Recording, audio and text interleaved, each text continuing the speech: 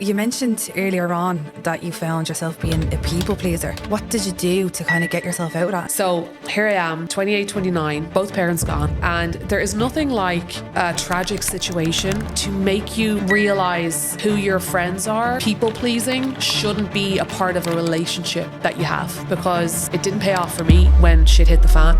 Meet Laura, a podcaster, business owner, life and wellness coach. I always thought that your mind was in control. You know, your thoughts ran you. And the meditation made me see that you actually are in control. If you want to be in a toxic relationship, that is on you. And I feel like as you get older, your friend group does get smaller. I've been somewhere or something, or met someone or something, and could linger for a few days afterwards. Yeah. You're there 3 days later after a simple lunch thinking about something. And to me, that's not worth it. Anyone that's been through a suicide in the family, it's not just the suicide you recover from. For me, it was the 25 years of living with someone with a mental health issue that affected our lives constantly. And it's something I always say to people, but you have to recover and heal from whatever happened to you, because that travels into families and down generations. Before we start this episode, I would like to thank each and every one of you for listening to these episodes. If you could take a couple of more seconds out your time, share, like, subscribe, follow on whatever platform you're listening on. It would honestly mean so much to us and would help us grow the podcast. Now let's get straight to the episode. Hey Laura, how are you? I'm good. I'm so excited to be here. Thanks so much for coming on. No worries. I've been dying to come on. I've been following your podcast for ages, thanks. So I'm just thrilled to be here. So introduce yourself. So what do you do? So my name is Laura. I am an owner of a wellness company. It's called Umbrella Wellness. And we go into, me and my partner George, my life partner and business partner George, we go into companies around Dublin, around Ireland actually now, post-COVID, and deliver all kinds of wellness activities like financial talks, yoga, meditation, mental health talks, like you name it, we do it. So that's our main business, but I'm also a yoga and meditation instructor myself. And I've recently gone into the world of coaching, which I absolutely love. So that's more of my side gig. Umbrella Wellness is the main one. I'm also a mom of 2 girls. They are 4 and 2, Farah and Freya. So yeah, life is, I don't want to say chaotic. Life is great, but it's busy. It's very busy. Yeah. Yeah. And so the both you and your partner, does he do yoga, meditation, or are you just kind of in business together? We're in business together, and we really bounce off each other, because George is also in the Irish Army, and he is really rigid on plans. He's really organised. He's brilliant at events. He's brilliant at the background stuff, like building websites, all that stuff that I'm terrible at. I'm better at like the teaching, the sales, meeting the clients and all that front of house stuff. So we just go so well together. Yeah. We complement each other. If we both had the same set of skills, the business definitely wouldn't have worked out the way it did. Because sometimes I look at it and I go, we've been so lucky with that business. Like, I just can't believe it. Like, since we started it, it's honestly felt easy. And like, no business is easy, but it's felt really organic, easy.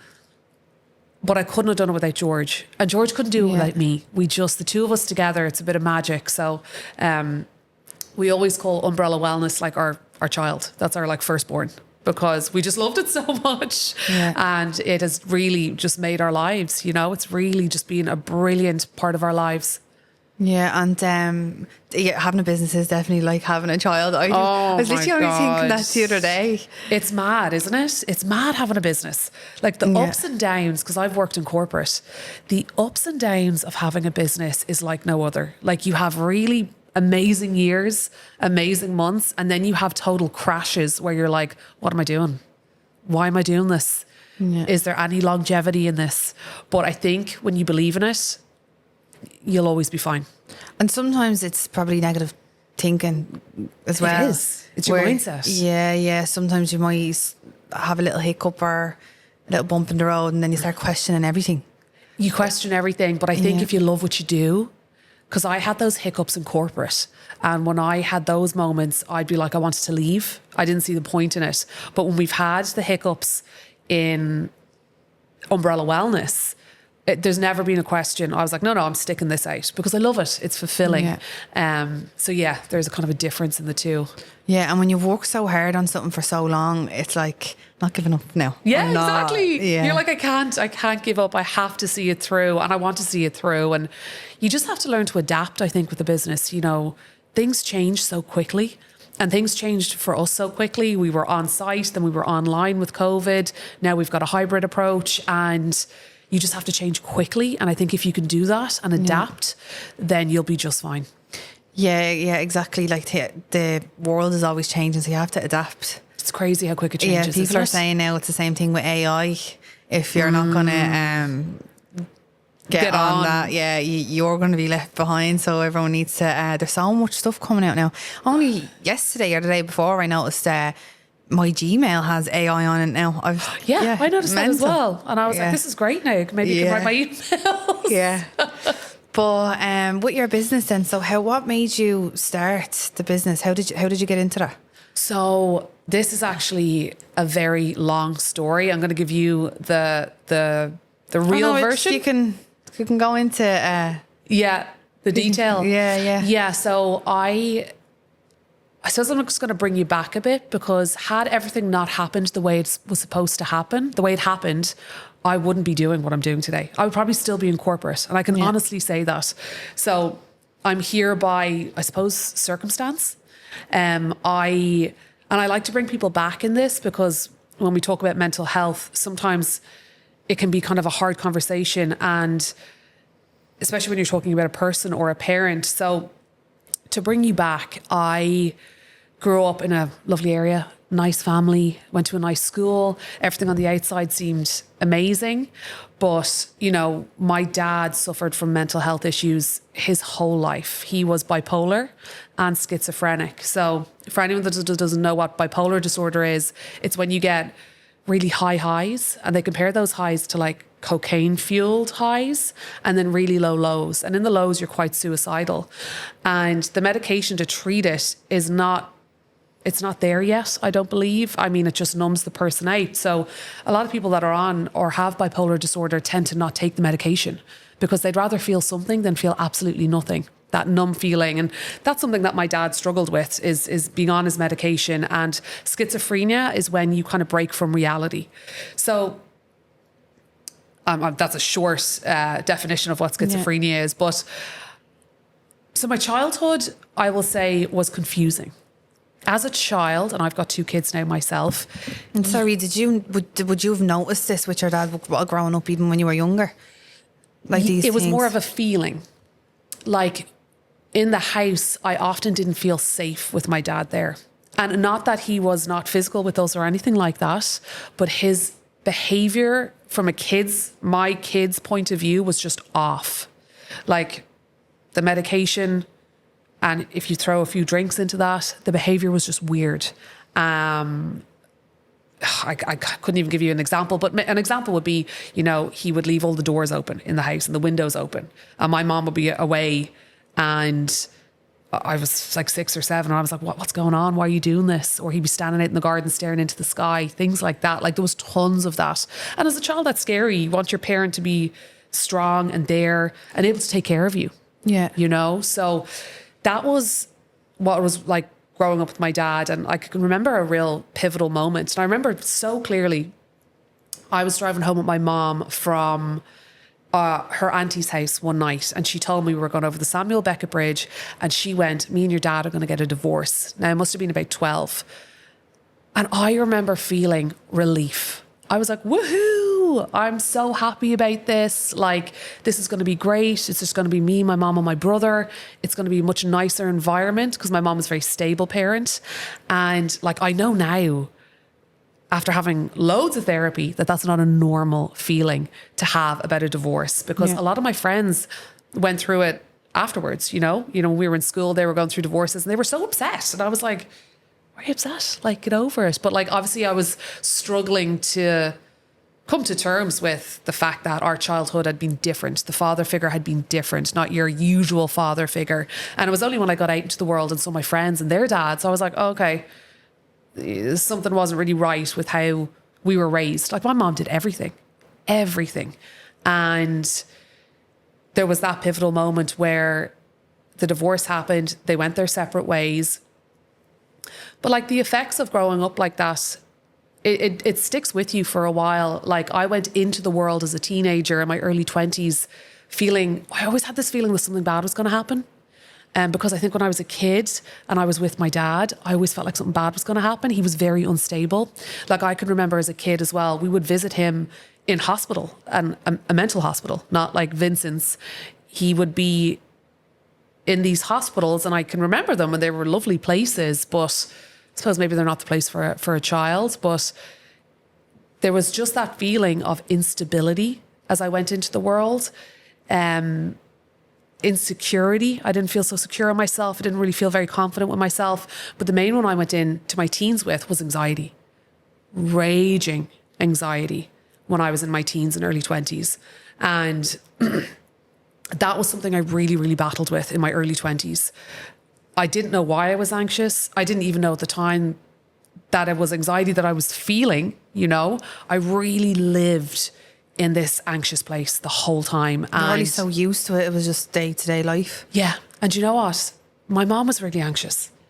Of course she was, after everything she'd been through, you know? Having kids as well, and then just being the only person that does everything in the house. Yeah. She was a solo parent. She did everything. Financially, she did everything.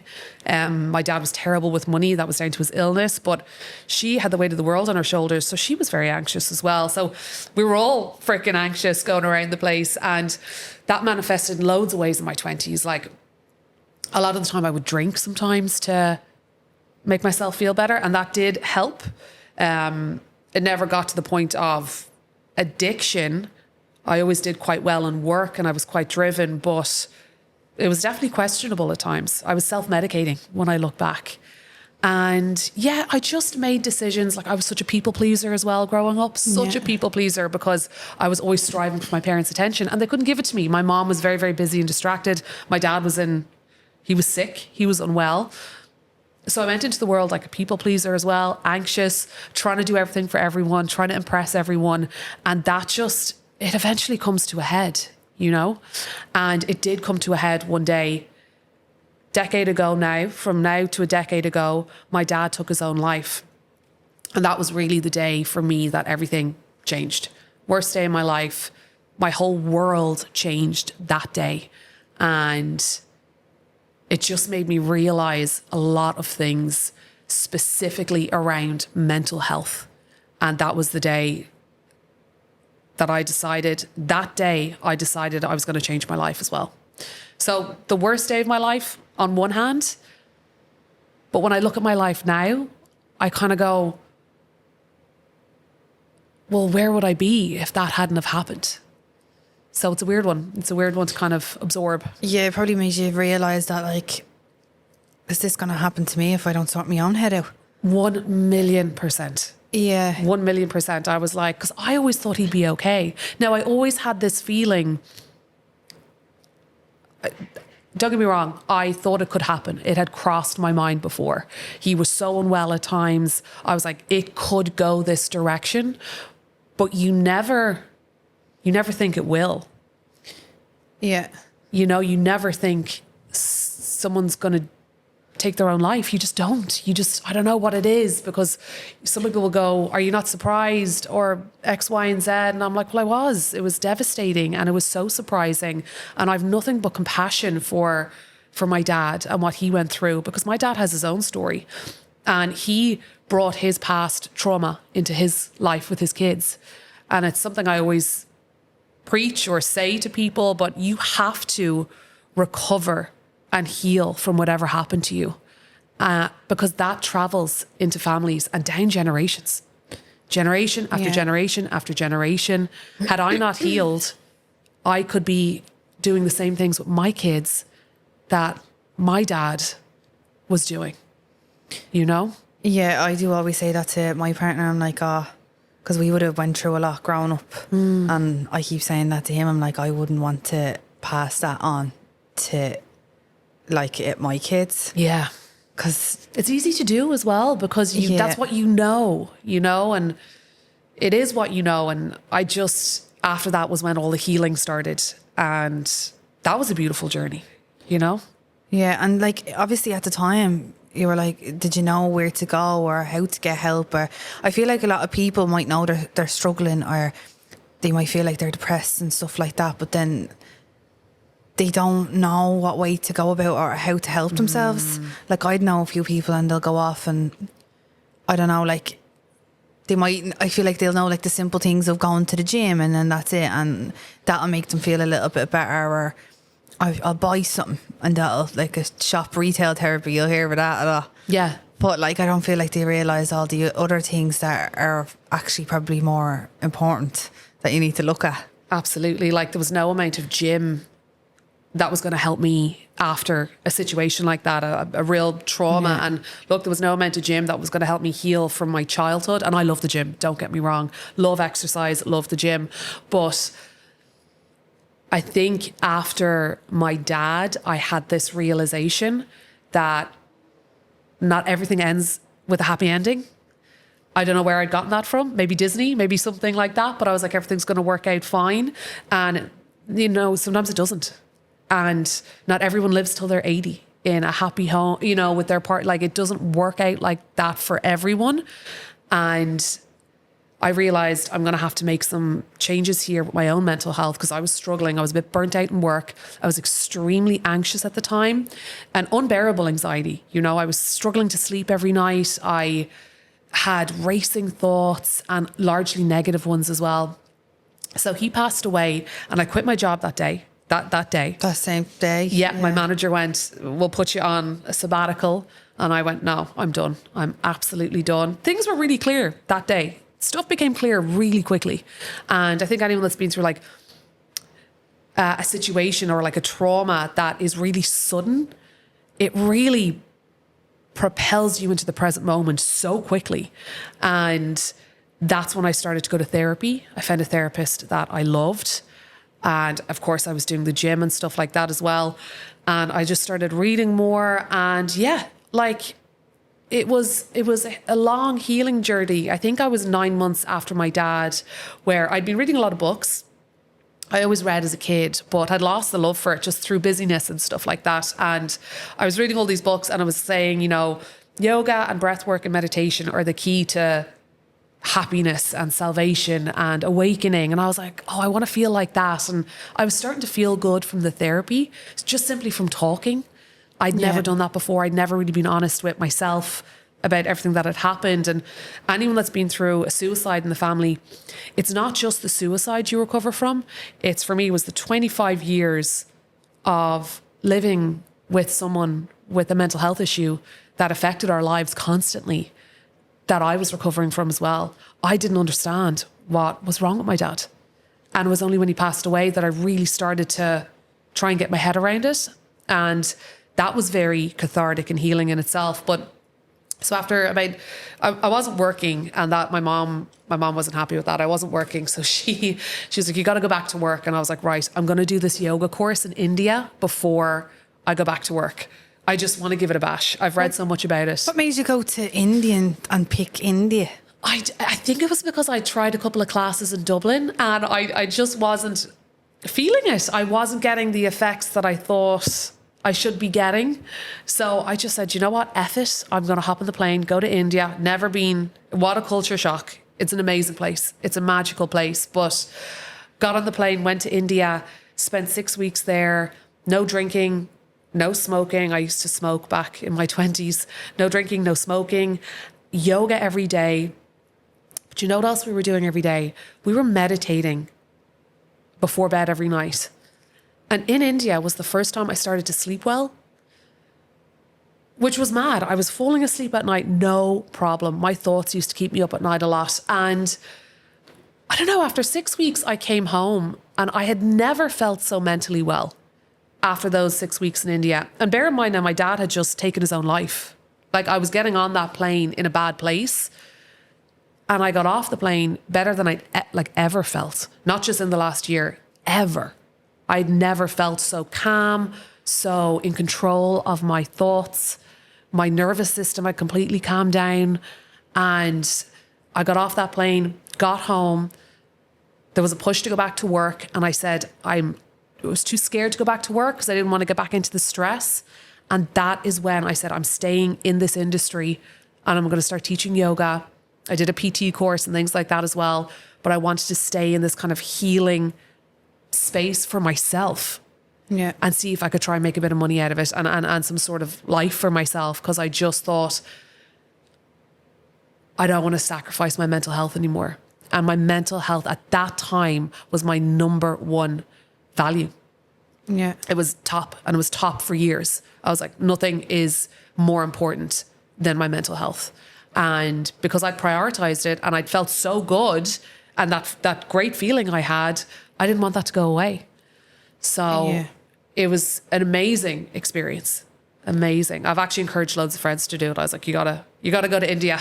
And was this was like a 6-week course, is it, over there? It was a teacher training. Right. Okay. Yeah, so I really jumped in the deep end. I had not done much yoga. I had done about 2 classes. I just read a lot about it.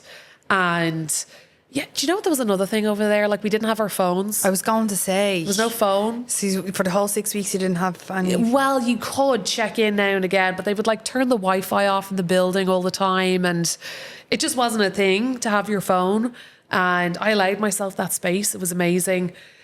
We were eating much better. You know, there was no alcohol. And, you know, in your mid-20s, you're drinking a lot. Well, I was anyway.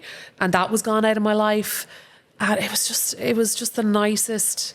It was nice to simplify things for those 6 weeks in every aspect. And Indian people are amazing. They are just the loveliest, kindest people you'll ever meet in your life. So that was an eye-opener as well. And how long was the meditations? Because you always hear them meditating for like hours. Oh my God, the meditation was an hour every evening. And that was no wonder you slept. I was falling asleep in the class. And that was a lot for someone that didn't meditate. Now So did you go straight into, like, obviously did they start you off with like shorter ones or straight into you're meditating for an hour? Oh, straight in. The class was 8 to 9 every night. And I remember the first one, my mind was kicking my ass. I was getting really strong thoughts. I couldn't slow anything down, but I had to sit there. Like, I couldn't leave the room. So I just had to sit with it. By night 4, I was starting to kind of go, okay, this is starting to feel a bit better. Things are slowing down a bit more. I'm starting to see the sense in it. And then by the end of the 6 weeks, sure, I was addicted to it. It was amazing. And I just felt like I had complete control of my mind for the first time in my life. I always thought that your mind was in control. You know, your thoughts ran you. And the meditation made me believe, or made me see, that you actually are in control. Yeah, yeah. You know, where you put your energy to is on you. Where you decide to put if you want to be in a toxic relationship, a toxic friendship, if you want to work in the job that's causing you grief, that is on you. So it just really made me take responsibility for myself in a way and not shift the blame to my situation, everyone else. It really made me go inward. And it was the first time I'd ever done that. Yeah. Yeah, so it was amazing. And I think meditation, God, I've been doing it for a decade now. It's changed my life so much, but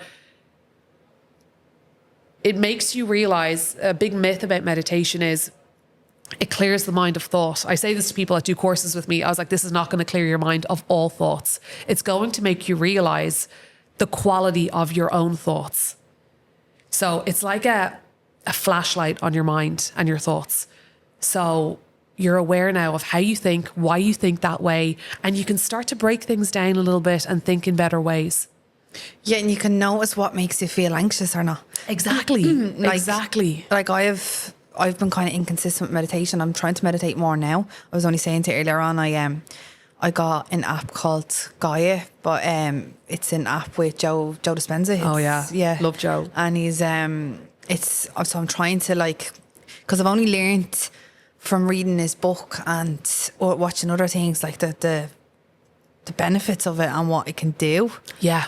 So I'm like now, like, that I'm trying to be more consistent with, and I'm trying to like slow me mind down to go to sleep. Say I listen to like a meditation before I go to bed, and it's like I'm noticing, like, when I go into this pattern of thinking something and I'm like, it's making me more anxious, and I'm like, if I think like that, I'm actually not going to go to sleep. And I'm like, yeah, that's thinks that's what it's actually giving me anxiety. Yeah. Or like if I'm on social media and I look at something and I'll start getting certain thoughts, or if I'm looking at a certain thing, or where I'm noticing all these things. Yeah. Where a couple of years ago that wouldn't have been. You almost lean into it when you're not aware. Yeah. You know, that way you go into it more when you're not aware. Like it's changed my whole life. Like even in terms of social media, if I'm on an account or even my phone, if it's triggering me, I'm aware almost immediately, and I'm like, I'm deleting the app for a couple of days, or I'm not going to post for a few days. Yeah. It's not right for me right now. And that's just that value that I have around mental health. It's still right up there, my top 3 values of how I look after myself. I do believe it's the most important thing that we have. Like, of course, your physical health is important. I wish people valued their mental health even half as much as they do physical. Because I do believe you look after your mental health, the physical stuff is going to come naturally. Like when I'm in my best headspace, I'm exercising naturally. I'm not going to get out in nature. Better and Yeah, it kind of comes a bit more naturally. And I'm all for physical fitness. I really am. I teach yoga. Like I believe in it. But I'd love to see people prioritize them both with equal measure, you know? Yeah. And then what would you feel like the benefits that would be of yoga and breath work and meditation? So I think both, like I would just summarize them as like a tension release, you know, like yoga, release of tension from the body, meditation, kind of a tension release for your mind. It really does. When you do a meditation practice, you feel lighter after. Same with a yoga practice or a gym session. Like I do weightlifting 3 days a week. I absolutely love it. And I just feel great after it. So now weightlifting is more tension on, but it still has so many benefits, doesn't it? But yoga and meditation, I would say it's a release of tension. It's the ultimate act of self-care, and it's a non-judgmental practice. And a lot of our lives are metrics. You put up a post, how many likes does it get? How's your makeup today? How many downloads is the podcast getting? We're always pushing ourselves and almost berating ourselves. But your yoga and meditation is no judgment there. That is literally for you, so you feel better. Yeah. I feel like a lot of people don't realise all this. I only had a girl on the podcast there a while ago, and she's like, I feel like when you get into all of that, a lot of people will look at you and be like, oh, she's gone voodoo and this and that, and they might look at it as funny, like, because they don't get it. Like, you know, people are coming around to it more, and I'm the most logical person you'll ever meet. Like, I was in a commercial role in corporate. Our business, Umbrella Wellness, is, you know, we're a B2B space. We meet with HR, we meet with commercial people all the time. There is science backing up meditation now. You know, the impact it has on the brain and the mind. Even there's a study by Yale, and it is brain scans of your brain 10 minutes after meditation and 10 minutes before. And the brain scan is taken from a focus group who were in the middle of their workday. And you can see before that their minds are full, they're chaotic, they're in that stress zone. Of course, when you're working, you're in the stress zone. And after their 10-minute practice, their minds are completely calm. And when you look at that from, like, let's say a productivity point of view in work, where do you want people to be when they're working? You want them to be making decisions from a calm place. When you're anxious, stressed, like, I don't get good work done. I'm distracted. I'm looking at my phone. I'm looking at my emails. I'm going to the bath. You know what I mean? When you're calm, you're focused, you're going to get work done a lot better, which is why it's so popular at the moment in corporates. I was doing a meditation in a boardroom yesterday, and they absolutely loved it. And everyone took it really seriously, because usually you have someone that's like, what's this, you know, voodoo nonsense going on. But I think it's really becoming more mainstream. Yeah, it's definitely, people see it more as beneficial, and they actually feel like they're aware more of all the benefits of it as well. Yeah. Like focused productivity is a huge benefit, not just relaxing. You know, it's focused productivity, calming your mind. And I feel like it's certain generations might still not. Yeah, 100%. I think maybe the boomers are a little less receptive to it, which would be like my mom and dad's kind of generation. A bit of a struggle to understand it or grasp the concept. But I think everyone else is, and not all, that's a generalization now. I have a lot of women on my course who would be a bit older, and are absolutely loving it. Absolutely loving it. You'd be thinking, like, I'd be thinking now, like, oh, when I have kids, there's probably going to be new things that are going to come out and I'm not going to believe in it, and I'm going to be like, this is 100%. Mad. 100%. It's definitely going to be something. I always thinking that. I'm like, what are they going to bring to the table? I'm going to be rolling my eyes and be like, back in my day, we meditated. Like, we didn't do that. Yeah. But yeah, so you mentioned earlier on that you found yourself being a people pleaser. How did you find that, like, what did you do to kind of get yourself out of that, and how did you end up noticing that? I found that, like, when I was going to counselling, my counsellor pointed it out that I'm actually like that, and going through me, oh my God, the attachment styles. Oh yeah, so you're anxiously attached, secure, avoidant, and I don't know what the fourth one is. It's actually really interesting because I still think about those attachment styles now, because I used to be avoidant. Yeah, you can be. You can be like nearly. You can, because I'd be avoidant in romantic relationships, but anxiously attached in friendships, which is mad. Yeah, that's all. And I noticed that now. Like, if someone asks me to do something, like, the guilt eats me alive if I'm not doing it, or like, even if I don't have time. I'm like, so much better now. So, I'm like, no. Now I can say no now. But it's like, oh my God, it's like giving me anxiety that I have to say no. They're going to think I'm the worst person ever. But then I'm like, oh my God, no, I need to pump me on. It's like, what is it if don't pour out of a cup if it's half full? Half full, yeah. Yeah, so like, that's all. I was just like, I'm absolutely stressed out in my head with work and everything that I have to do. But then it's like, I need to find time to do this thing for that person. It's like, it's mental. Now I can actually say no, but it still makes me so anxious that I'm saying no. I know. I do understand that. Like, I wait till you have kids, because it really, you get even stricter with yourself. But I would say that what happened with me with the people pleasing piece, my dad passed away. And because it's a very tricky subject, suicide and mental health, especially 10 years ago, we've come a long way. My friendships and relationships at the time crumbled because no one stepped in. I did have one person to step in, but they crumbled. And I just really saw all these people I'd been people pleasing for, doing everything for, thought this would bring us closer together. It didn't happen that way. And then, to go on a couple of years later, I started to rebuild my life. I met George. The business was thriving. And I always think my dad was a huge part of that, because he was a great businessman. A few years after that, then my mom got sick. She got sick. She passed away from cancer. I was looking after her for the year. So here I am, 28, 29, both parents gone. Oh my God, you were so young, and both of them were gone. Yeah, very, very, really I can't tell you how sad I was after my mom. Like, she was my best friend. And, Demi, I had this view of the world that I'd gone through that trauma with my dad, and I felt like I was healing from it and doing my best to recover in the best way that I could. My whole life's work now is about mental health, in essence. Like, it all comes back to that. So I kind of thought, like, that's my one trauma now. Like, I'm not due anything for 20 years or something. And I don't know why my mind. Did you try show this to your mom? I feel like, obviously, the stress and everything that she would have been under for over the years. Did you try get her to start doing meditation with you, or? Yeah, she did. She did all that. She was she was a counsellor and psychotherapist herself. She went back to college. Like, therapy was always very normalised in our house, which was a great thing, actually.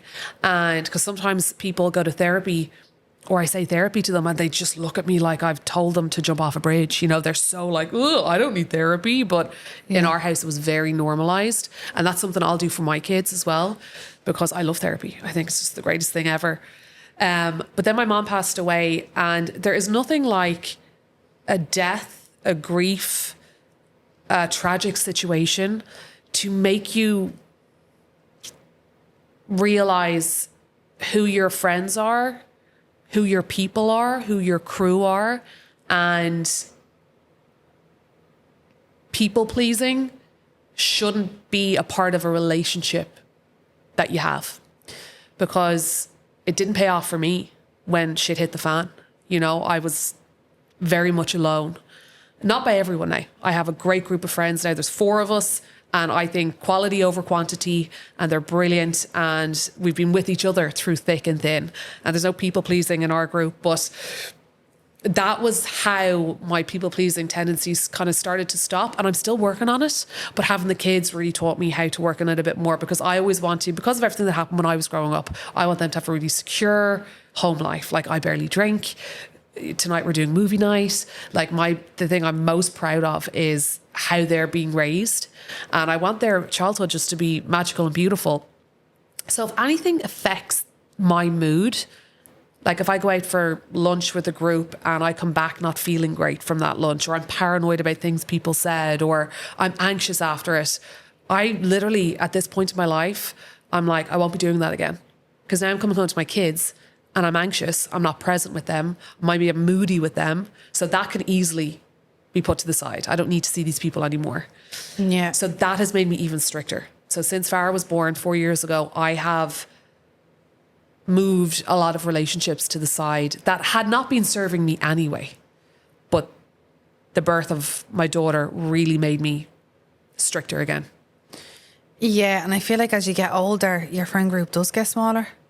Naturally it does. Yeah. and Naturally it does. I would have been the same. Like, I hate, it's what you're saying there. Like, if you notice you're not feeling great after seeing somebody, Yeah, it's literally a feeling. you're like, why? And I've noticed it myself. Like, I'd be the same sometimes. Like, if I've been somewhere or something, or met someone or something, and it could linger for a few days afterwards. Yeah. Oh. And you're like, why am I putting myself there in that situation? Like, or it could trigger a train of thought. And you're there 3 days later after a simple lunch, Yeah. thinking about something. And to me, that's not worth it. Yeah, like, why keep It's that really relationship not. going? Yeah, and you don't need to Yeah. cut anyone off, but you can just go, I'm not doing that for a while. Like, I've left a lot of WhatsApp groups, childhood groups. I'm like, sorry, even people talking in them can be triggering to me. And I don't relate to a lot of the stuff sometimes. So it's bye, because it's annoying me and it's triggering me, and I have other things to be thinking about. And again, that value I have of mental health, I can quickly see it's not serving me. It's giving me anxiety, and there doesn't need to be a great reason behind it. It's just how you feel, and you deserve to feel good. Yeah, but when we obviously was speaking about that, what if someone is, I'm like thinking someone's probably listening to this and they're probably like, all my friends make me feel like that. That's not me, by the way. All my friends are going to think I'm talking about them now. No, yeah. Oh, I'm like, what if someone is in a situation where they're like, then they're like, I'm going to be Billy no mates after this. Well, you're creating space for new friendships. Yeah. So I've been in that exact situation. It's a sensitive topic as people get older and they realize, like, you're supposed to grow and evolve, right? Yeah. And you'll take people with you, and I have friends from school that I'm still friends with and I love and cherish, but not all of them, you know? And I've said to people, I'd love to see you, but I don't want to be going out in that group. The group doesn't make me feel good, but I'd love to see you. So it's having the love for yourself, enough self-esteem to say, I'm not explaining myself. I'm telling you I don't feel good in the group situations, but I do like seeing you and I want to keep this relationship going. And the beauty of stepping back and being by yourself for a while. And I was really lonely after my dad. It was the loneliest I've ever been in my whole life. You create space for new friendships. You create space for new people to come in. How can anyone come in when you're busy with all these friendships that aren't really serving you? You're so busy. Yeah. You kind of need to go through a bit of a lonely patch and allow new people to come in.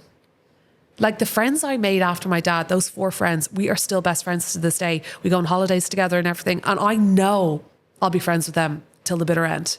And they're like... They were my post my dad dying friends. All right. Yeah, okay, so they're new friendships. And I don't think we talk about it enough, especially in Ireland, because we have this thing where we cling to the school friends and, I was with her in junior infants, you know, and that's great. And it's great if it can work out that way. But what's wrong with making new friends?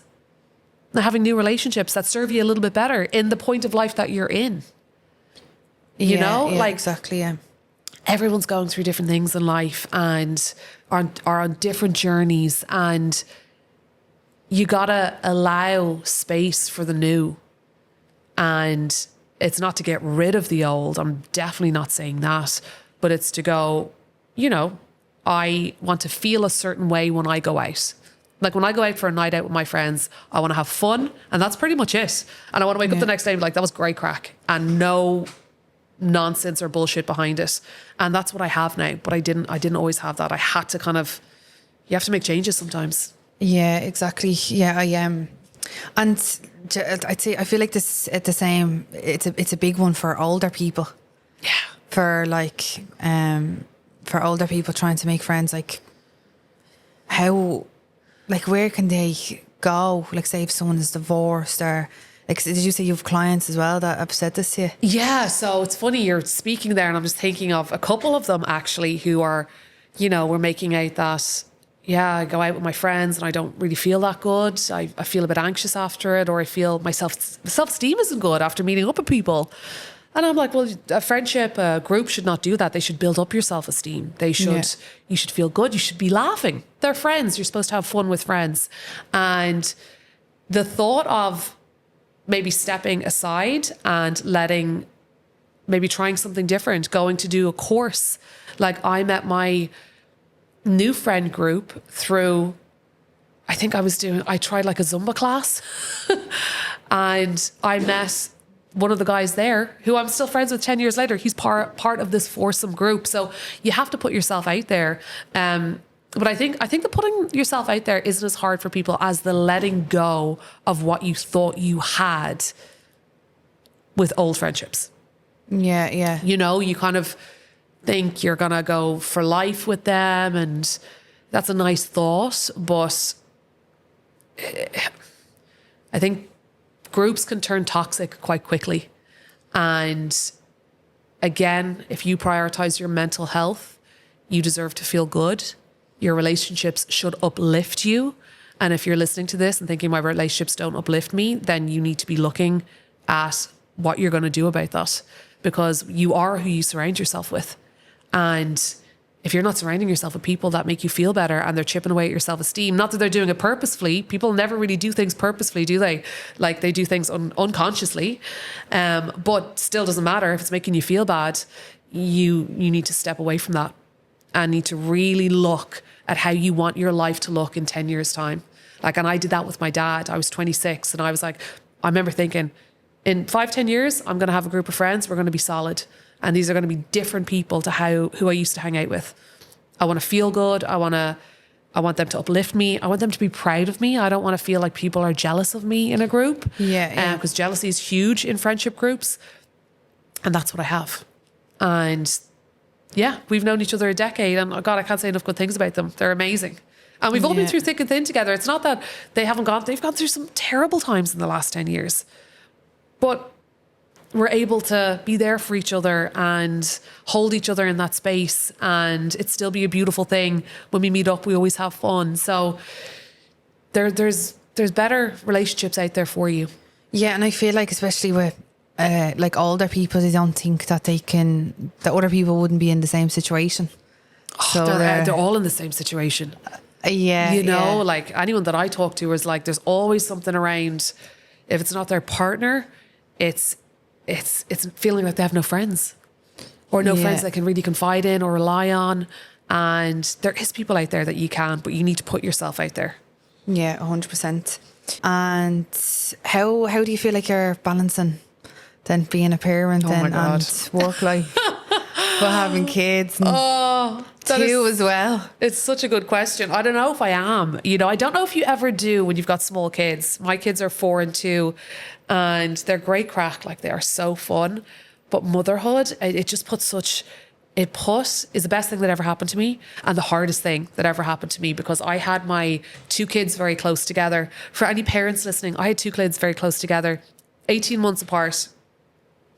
And I can tell you, I felt worse in those 6 months after I had my second daughter.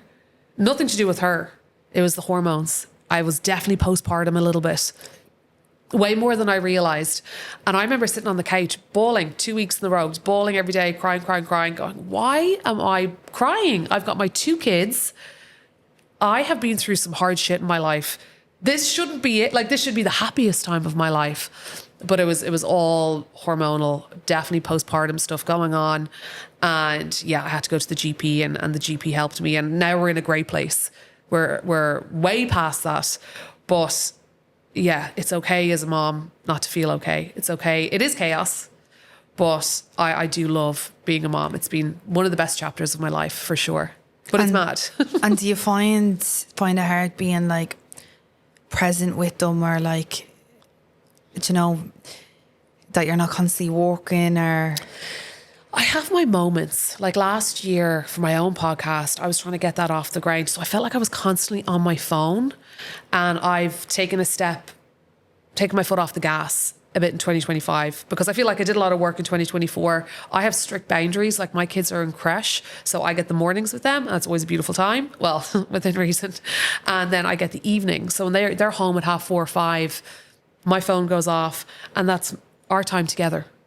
Even if they're in bad moods, I just am present with them. I grew up in a household, Demi, where there was no presence, and like it was a different time. Like it was a different time. There was immense stress in the house. I don't think anyone was ever taking on what I was saying or doing. I was kind of surviving in my own little world. And that's the one thing I wanted for my kids. I'm present. I'm listening to them. They know I'm here. They feel safe and loved. And I can create that on the weekends and, you know, when they're not in creche and then they've their creche times. I don't think I was ever meant to be a stay-at-home mom. I tried. I was like, my God, this is so hard. And I'm a better mom when I get to do my work during the day. But I would be quite present with them. Again, it's that, I've said this a few times, it's that value of mental health I have. And I value presence as well. I value presence in a person. Like, you're very present here listening to me. And when I do my podcast, I'm very present and listening with the guest as well. And I just value that, you know? It's such an important skill to have as a person, because I can tell when someone's not listening. You know, I'm in a meeting or I'm talking to someone, I'm like, I can tell they're not listening. You know, yeah, I'm looking through them. All over the place, yeah. Yeah, and that could be anxiety or whatever, but it's something that is very important that I have with my kids. So it's a great question, because presence it's all they want. They just want you. That is literally all they want. They want mommy, daddy. They want mommy and daddy engaged with them. And I do feel like I'm giving that to them. Like, I hope I am.